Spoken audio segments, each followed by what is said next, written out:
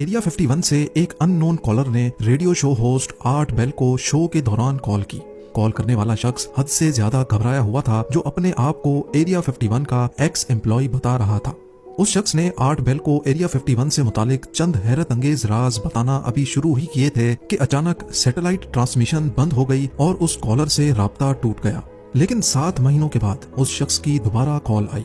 नाजरीन, हमारी दुनिया तरह तरह की मिस्ट्रीज से भरी हुई है। ये मिस्ट्रीज कुछ ऐसे वाकयात, ऐसे इंसिडेंट्स या फिर ऐसी डिस्कवरीज की वजह से पैदा होती हैं जिन पर यकीन लाना इंसानी दिमाग के बस की बात नहीं होती। और यही वजह है कि आज तक इन मिस्ट्रीज का कोई सॉल्यूशन नहीं निकाला जा सका। आज हम 5 ऐसी ही मिस्ट्रीज के बारे में जानेंगे जिनको आज तक सुलझाया नहीं जा सका। नंबर 5, यूएस स्टेट नेवाडा में 7,500 स्क्वायर किलोमीटर का एक ऐसा टॉप सीक्रेट एरिया है जिसको एरिया 51 कहा जाता है। यहाँ अमेरिका की एक एयरफोर्स बेस है जहाँ पर यूएस मिलिट्री के कई राज छुपे हुए हैं और इसी वजह से इस पूरे इलाके के आसपास भटकना भी इल्लीगल है।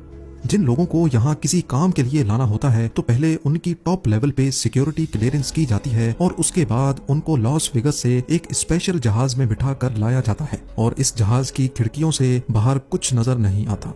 इतनी ज्यादा राजदारी की वजह से लोगों में एरिया 51 के लिए कई अफवाहें जन्म लेने लगी। कई लोगों का मानना है कि यहाँ यूएस आर्मी उन यूएफओज पर रिसर्च कर रही है जो माजी में गिरे थे। कुछ थ्योरीज ये भी कहती हैं कि एरिया 51 में टाइम ट्रेवल, टेली ट्रांसपोर्टेशन और एलियंस से कांटेक्ट करने पर रिसर्च और एक्सपेरिमेंट्स किए जा रहे हैं।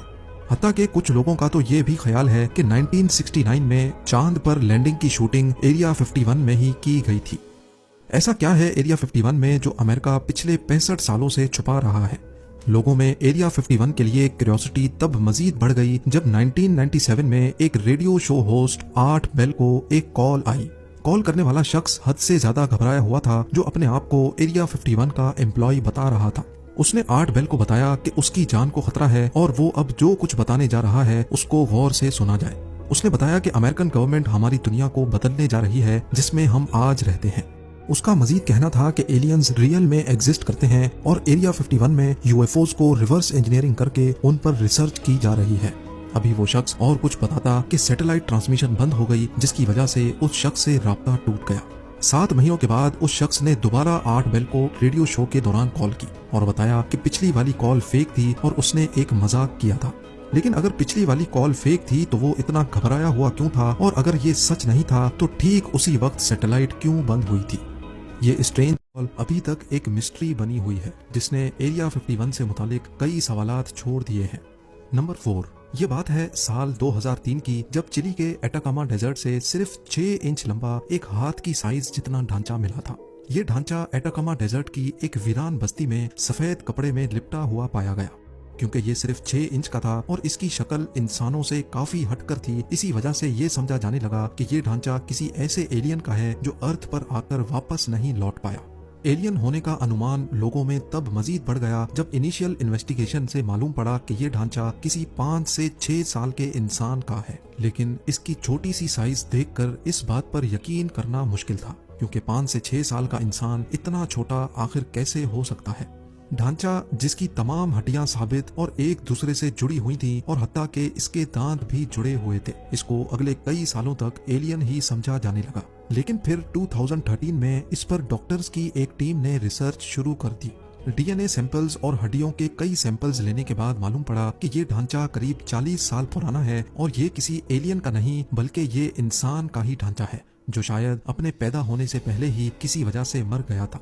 लेकिन इसकी उम्र 6 साल के इंसान जितनी कैसे हो गई, ये अभी तक एक मिस्ट्री है। नंबर 3, न्यू गिनी आइलैंड्स के जंगलात में एक नहीं 4 मरतबा अलग अलग जगहों पर एक अजीब जानवर नुमा मखलूक को देखा गया जो किसी डायनासोर जैसा लगता था। इंडिपेंडेंट न्यूज़पेपर पीएनजी की खबर के मुताबिक दिसंबर 11, 1999 को लेक मर्री में कुछ कश्ती सवारों ने एक देव नुमा जानवर को लेक में चलते हुए देखा, जिसको उन्होंने डायनासोर जैसा बयान किया। उसके अगले ही दिन एक चर्च के पादरी ने अपने एक साथी के साथ जंगल में वैसा ही एक जानवर देखा। उन्होंने बताया कि वो इतना बड़ा था जितना बड़ा एक डंप ट्रक होता है और वो अपनी दोनों टांगों पे खड़ा होकर दरख्त के पत्ते खा रहा था। उसकी टांगें नारियल के दरख्त जितनी मोटी और उसके दांत इंसान की उंगलियों जितने बड़े थे। इन दोनों वाकयात पर किसी ने ज्यादा ध्यान नहीं दिया, लेकिन फिर 5 सालों के बाद वही सेम जानवर न्यू गिनी के ईस्टर्न आइलैंड पे देखा गया। इस विलेज का नाम रबाउल है, जहाँ पे कई लोकल्स ने इस डायनासोर नुमा जानवर को देखा। 3 मीटर लंबा, ग्रे रंग, शक्ल कुत्ते जैसी और पूंछ क्रोकोडाइल जैसी बताई गई। इस खबर ने कई न्यूज एजेंसीज को रिपोर्ट करने पर मजबूर कर दिया और साथ ही गवर्नमेंट ने भी एक सर्च पार्टी बना डाली। गांव वालों का कहना था कि हमने इतना बड़ा और ऐसा अजीब जानवर पहले कभी नहीं देखा, इसी वजह से हमने भागकर अपनी जान बचाई। एक और चश्मदीद गवाह ने बताया कि वो बहुत ही बदसूरत था और उसका पेट 900 लीटर वाटर टैंक जितना बड़ा था। पुलिस ऑफिसर्स की एक टीम को M16 असॉल्ट राइफल्स के साथ जंगल में इस डायनासोर की तलाश में भेजा गया। गवर्नमेंट ऑफिशियल्स का कहना था कि पुलिस को ऐसा कोई जानवर नहीं मिला, लेकिन गांव वालों का कहना था कि पुलिस वाले उसको मारकर किसी सीक्रेट जगह पर ले गए हैं, जहां उस डायनासोर पर रिसर्च की जा रही है। जैसा गांव वालों ने उसका होलिया बताया था, वैसा ही एक डायनासोर इग्वानाडॉन के नाम से जाना जाता था। ये प्लांट खाने वाला डायनासोर 6 से 8 टन वजनी और 15 फीट लंबा हुआ करता था, लेकिन इस वाकये की असल हकीकत आज तक एक मिस्ट्री बनी हुई है। नंबर 2, कुछ लोगों के लिए ये जहन्नम का दरवाजा है, लेकिन साइंस इसको क्रेटर कहती है। नाम चाहे इसका कुछ भी हो, लेकिन इस बात में कोई शक नहीं कि ये क्रेटर दिन ब दिन बड़ा होता जा रहा है। रशिया में वाक़ बटागाइका क्रेटर ईस्टर्न साइबेरिया में मौजूद है, जो दुनिया का सबसे बड़ा क्रेटर है। इसकी खास बात यह है कि ये हर साल 30 मीटर तक अपने आप बड़ा हो जाता है। फिलवक्त इसकी लंबाई 1 किलोमीटर और गहराई 282 फीट है, लेकिन सैटेलाइट इमेज के जरिए ये देखा गया कि 1991 में ये आधे किलोमीटर जितना लंबा था और उसके बाद बढ़ते बढ़ते 2018 में इसकी लंबाई 0.65 किलोमीटर या फिर 650 मीटर तक रिकॉर्ड की गई।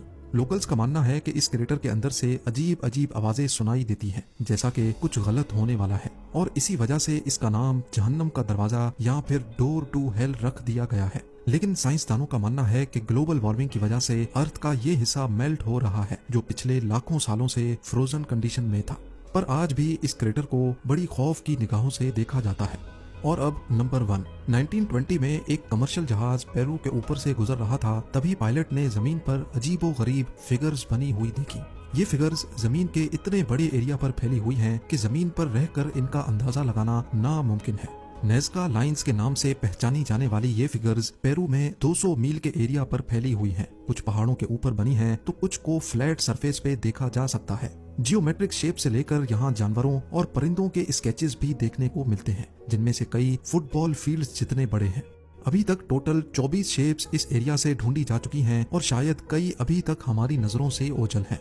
आर्कियोलॉजिस्ट का मानना है कि इनमें से कई स्केचेस को 2 से 2500 साल पहले बनाया गया था, लेकिन इनको बनाने का मकसद क्या था ये अभी तक किसी को भी सही से मालूम नहीं है। और हैरान करने वाली बात तो ये है कि इतने पुराने स्केचेस आज तक नहीं मिट पाए।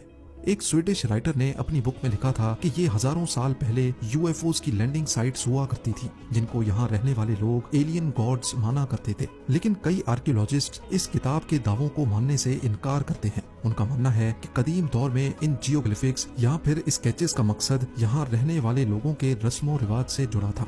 ये यूएफओ लैंडिंग पैड्स थे या फिर कोई रस्मो रिवाज। एक बात तो क्लियर है कि नेज़का लाइंस ने आज तक सबको हैरत में डाल रखा।